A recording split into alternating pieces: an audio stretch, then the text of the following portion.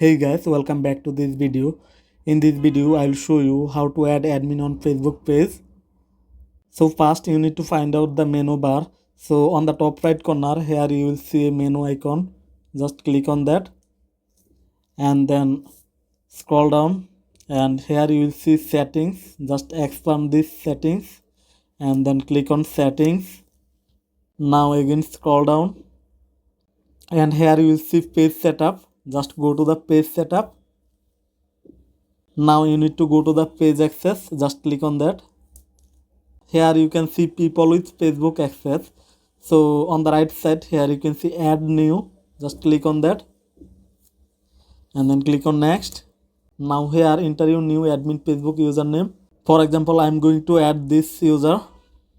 Now here you see allow this person to also have full control. So if you enable this and then this person will control your full Facebook page and then click on give access. Now finally enter your Facebook password and then click on confirm. Then new admin will be added. So this is how you can add a new admin on Facebook page. Hope that this video help you out. If this video help you, please hit the like button and subscribe this channel.